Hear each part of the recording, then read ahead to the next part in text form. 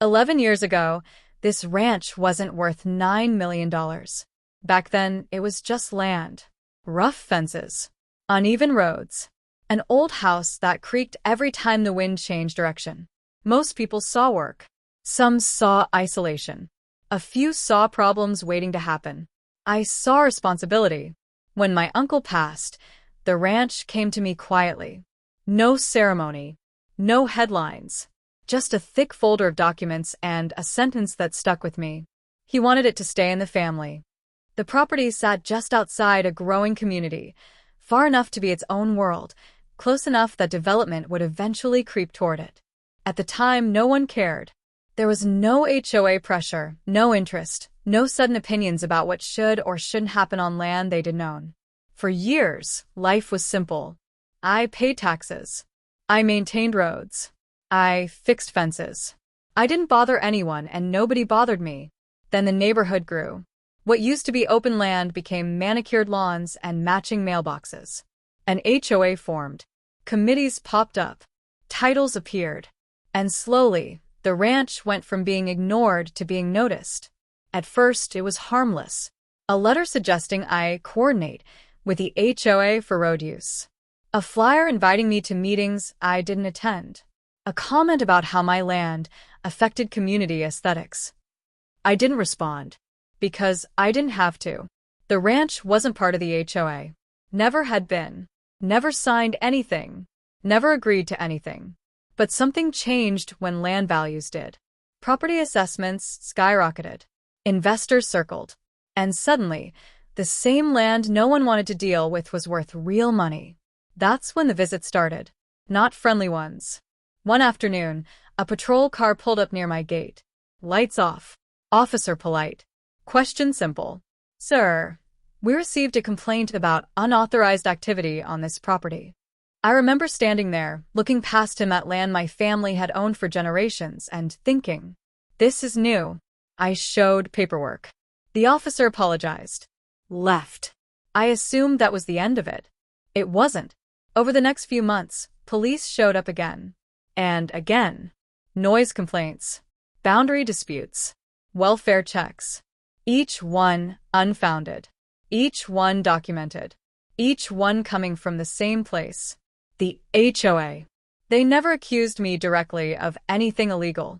They didn't have to. They just kept calling. Because when you can't control land, sometimes you try to control the pressure around it.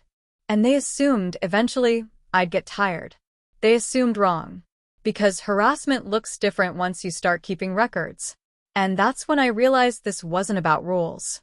It was about leverage. And the ranch, quiet, patient, unmoved, was worth far more than money. The second visit came less than 2 weeks after the first. Same gate. Different officer. This time it was a noise complaint. At noon. On a weekday. Miles from the nearest neighbor. The officer looked embarrassed even saying it. I don't hear anything, he admitted, standing beside his cruiser.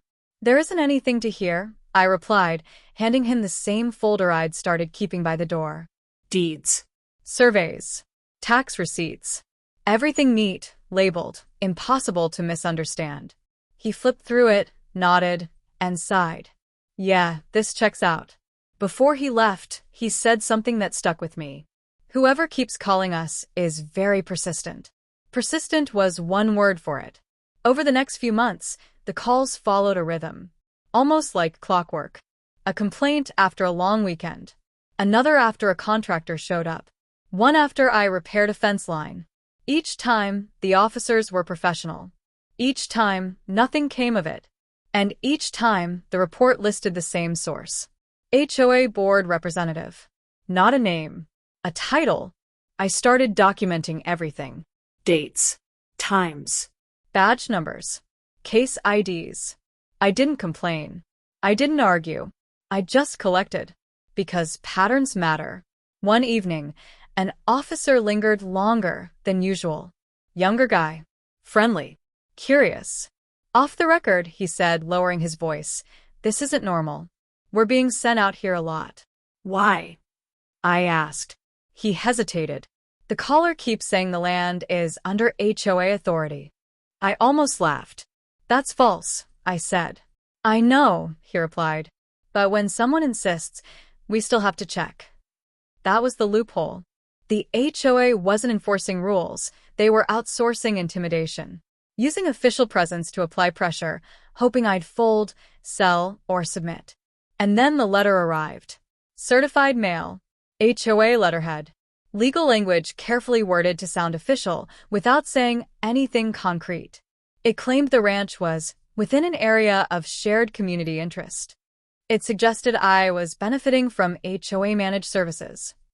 It warned that continued non-cooperation could result in further action. No citations. No boundaries. No authority. Just implication. I forwarded it to my attorney. He called me back less than an hour later. They're fishing, he said. And they're sloppy. He explained it plainly. If the ranch had ever been part of the HOA, there would be documents, covenants, signatures, amendments. There were none. They're trying to scare you into compliance, he said. Or a mistake. A mistake. Like signing something. Like agreeing to mediation. Like acknowledging authority they didn't have. That's when I understood the real play. The ranch wasn't just valuable, it was inconvenient. It broke the visual symmetry of the neighborhood. It blocked expansion. It represented land the HOA couldn't control. And control, once tasted, is hard to let go. A week later, 2 patrol cars showed up at once. That had never happened before. Different officers. Same script. This time, the complaint was about unsafe conditions. I stood there, watching them look around at miles of open land, maintained roads, visible signage, and a property that had existed safely for decades. One officer finally asked, "Can I ask who keeps calling this in?" I gave him the answer. He nodded slowly. Yeah, that tracks. Because now they were starting to see it too. The harassment wasn't random. It was coordinated. And it was building towards something bigger. Something that would force a response. The turning point came with a notice taped to my gate. Not mailed. Not emailed. Physically posted, like a warning. It claimed the HOA had requested a formal compliance review of the ranch due to repeated community concerns and potential code conflicts.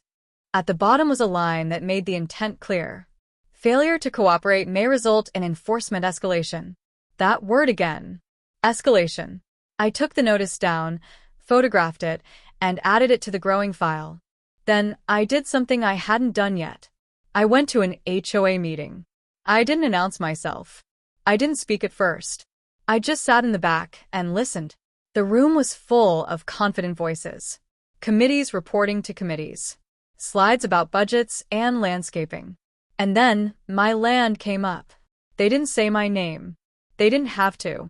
They referred to the ranch as a holdout property. As an outlier affecting cohesion. As underutilized space. Underutilized. One board member suggested the community was bearing the burden of a property that didn't contribute. Another mentioned safety exposure if emergency vehicles had to pass near it. And then the HOA president spoke.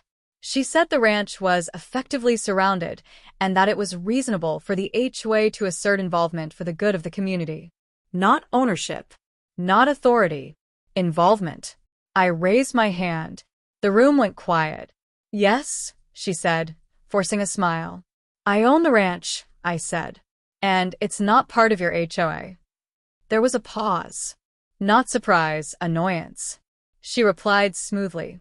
That's a matter of interpretation. That's when I realized how far they'd convinced themselves. They believed proximity created power. That repetition could become truth. That pressure could substitute for paperwork. I asked a simple question. Can you show any document that gives you authority over my land? She deflected. Talked about shared interests. Community standards. Cooperative responsibility.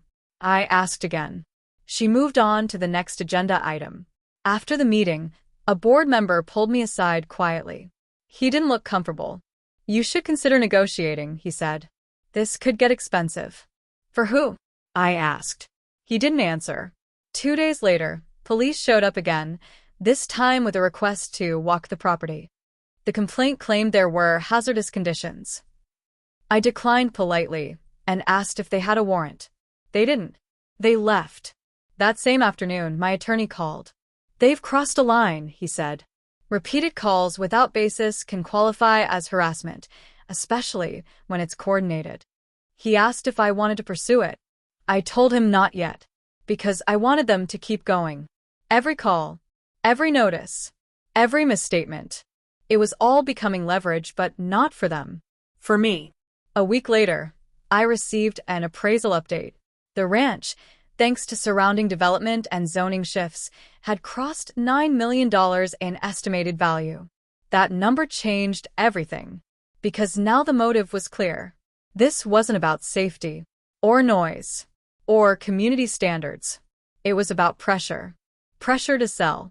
Pressure to submit. Pressure to make the problem go away. And they'd chosen the wrong tool to apply it. Because once you start involving law enforcement without cause, the spotlight shifts. And once the spotlight shifts, the story stops being about land. It becomes about misuse of power. And people start paying attention.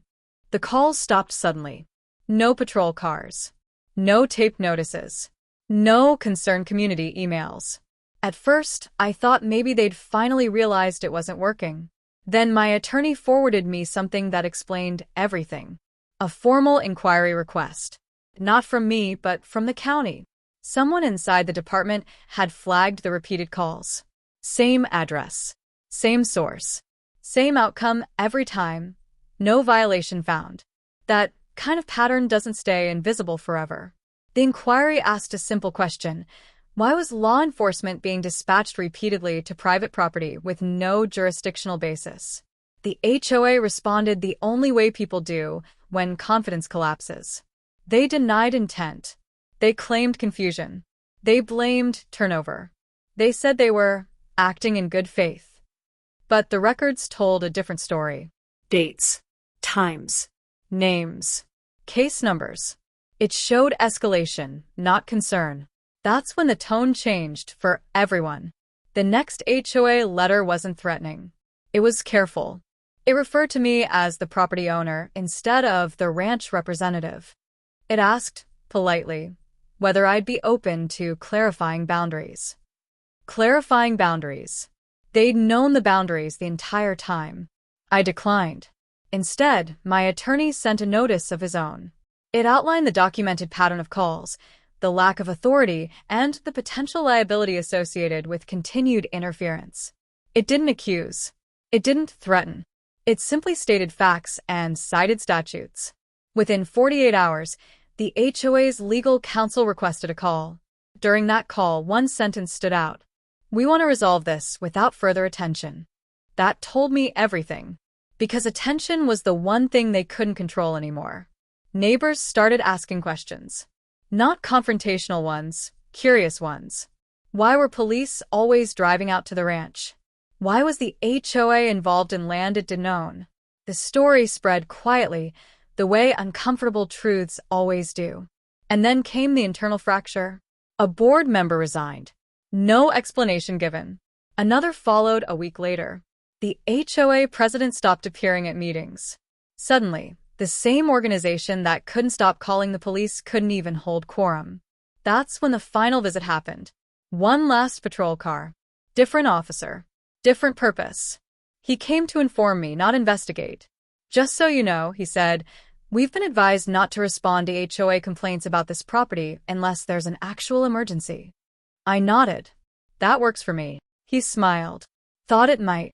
As he drove away, I stood there looking out over the land, quiet, unchanged, indifferent to all of it.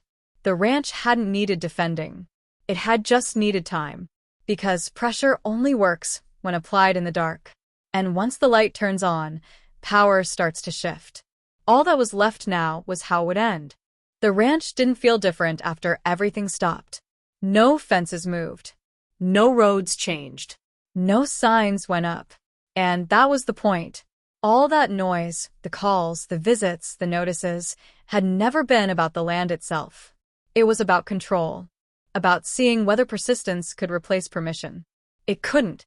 A month later, the HOA released a quiet update to its members. No announcements. No explanations. Just a revised map of community boundaries. The ranch wasn't on it anymore. Not as an outlier. Not as a shared interest. Not mentioned at all. The police never came back. The county inquiry closed without fanfare. No penalties announced, no headlines written. Just a line in a report noting no jurisdiction. That was enough. The value of the ranch kept climbing, but I stopped paying attention to the number. 9 million was just an estimate, one shaped by markets and opinions. The real value had always been steadier than that. It was in continuity, in knowing that land can outlast people who try to bend it to their will. Neighbors who once avoided eye contact now waved when they passed the gate. A few even apologized, quietly, for not speaking up sooner. They'd assumed someone else had checked. Someone else had authority. That assumption had fueled everything. The HOA eventually elected new leadership. Their emails changed tone. Fewer demands. More disclaimers. A lot of "we became pleas." I never responded. Not out of spite, but because silence was no longer pressure. It was simply peace. Every now and then, someone asks why I didn't sell when the harassment started. Why I didn't cash out and walk away. The answer is simple. Because once you give up land to avoid inconvenience, you teach people that inconvenience works. And because inheritance isn't just about property. It's about stewardship. My uncle didn't leave me a ranch, so I could trade it for quiet. He left it so it would remain what it had always been, independent, intact, and outside the reach of people who confuse proximity with power. The ranch is still here. Still quiet. Still mine. And the only authority it answers to is written in ink that doesn't fade.